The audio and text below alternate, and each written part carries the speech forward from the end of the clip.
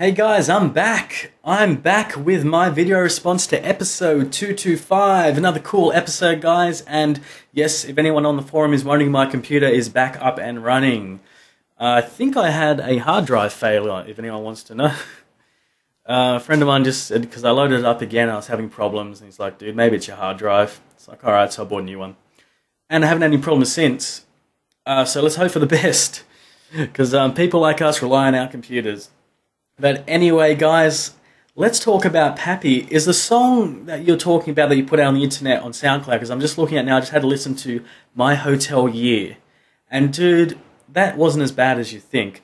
The vocals in the mix were a little bit low. Maybe you're going for that. Probably could have pumped a bit of reverb on the vocals or a little bit more to make it sort of smooth out a bit. A lot of vocalists do that.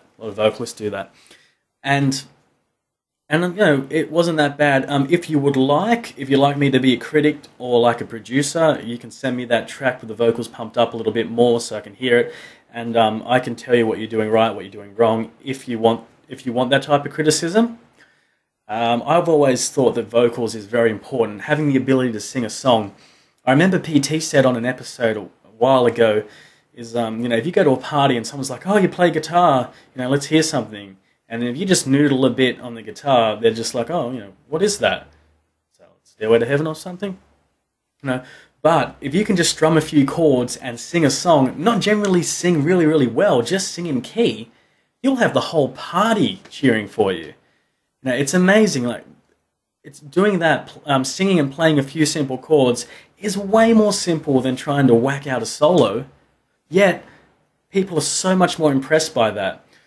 And you know, it gives you the ability to broaden your horizons beyond just being a guitarist as well.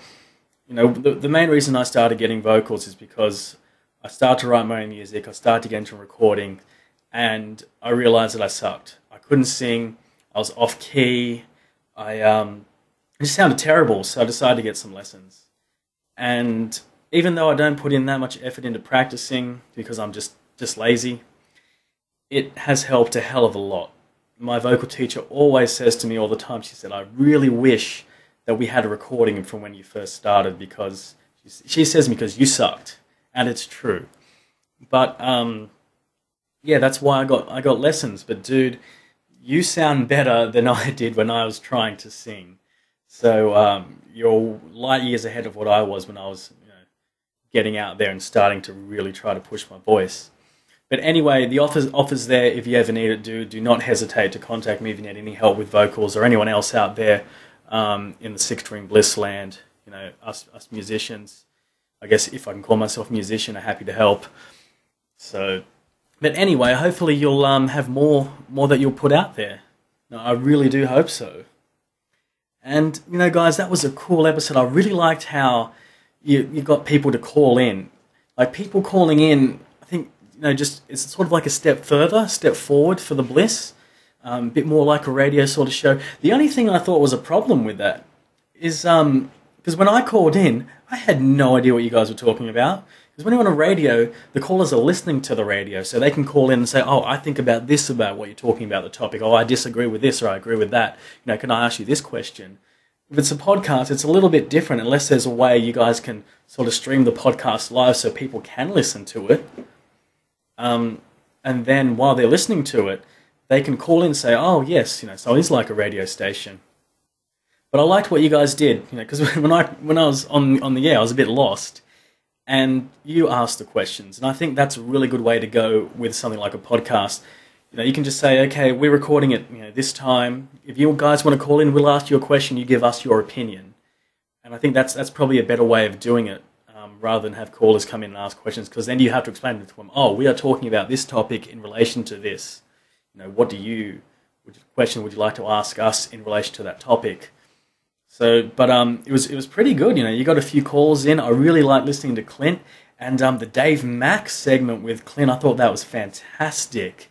Just listening to someone's conversation, you know, they're not trying to sell anything, they're not trying to push a product.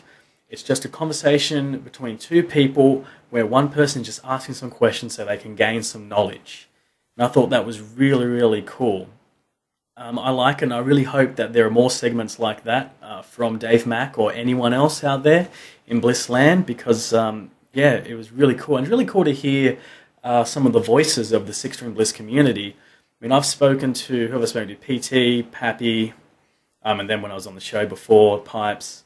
But over Skype, I've spoken to Steve C over Skype, and putting sort of the voice to the community person's name is quite amazing, and it really makes you feel a little bit more connected to the people that you're talking to on the net. Even though we do a lot of projects together and we write music, it's kind of weird if you've never actually spoken to these people.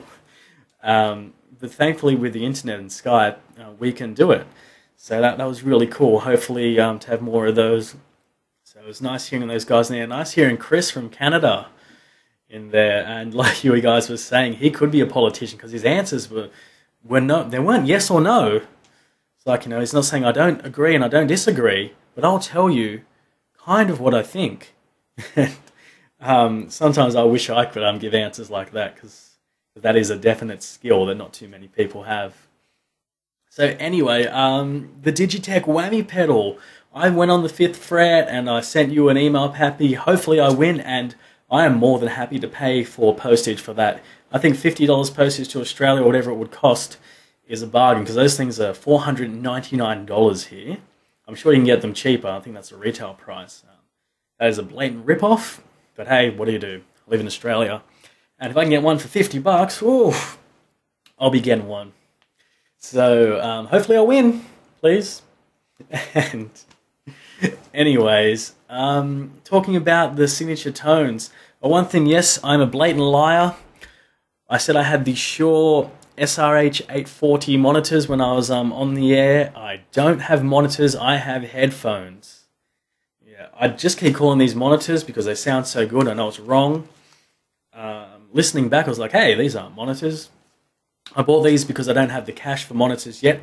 I'm saving up for a set of KRKs. I had listened to those, sound pretty good. I was talking to J-Man a lot about monitors, and he was telling me that they all sound different. It's true, same with headphones. They all sound really, really different. And you just have to get some where you can say to yourself, yes, I like the sound. These sound flat enough. For me, their response is flat enough for me to handle. And they will sound good in the type of room I've got, so you just have to go with it. Otherwise, you'll be there forever listening to them and not being able to decide. These ones here, these are currently the top-of-the-line Shure ones, and the sound out of these is phenomenal. It is amazing. It's so clear. It's not exactly flat. None of them were, but, well, none of the whole three I tried out, but anyway. They're just phenomenal.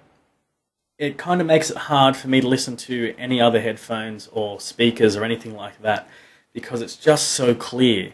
The bass never gets muddy. It never distorts. Your ears don't get fatigued by listening to these things for long periods of time. It's amazing. They're comfortable. These are heavy.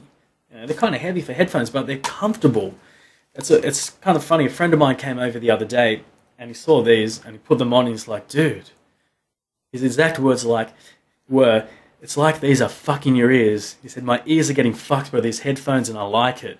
So, yeah, they're really, really comfortable, surprisingly, considering how heavy they are.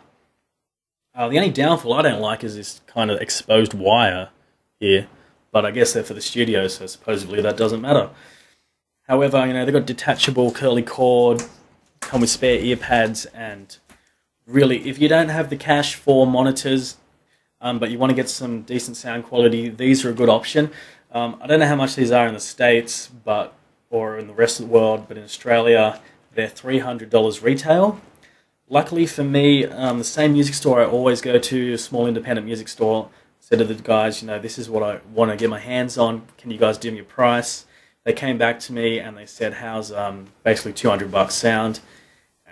And that is phenomenal. It does pay to go back to the same guys, providing they're friendly. The cheapest I could get these anywhere else for $260, and that's a lot of money. That's a lot of money for a set of headphones for average guys like me. So, but yeah, I got them for mixing. They are closed back. They've got great attenuation. good for monitoring and recording. I did want some open style ones, but I also use those to monitor my tracks and when I do vocals and that sort of thing, and I don't want any bleed going through the microphone. So anyways,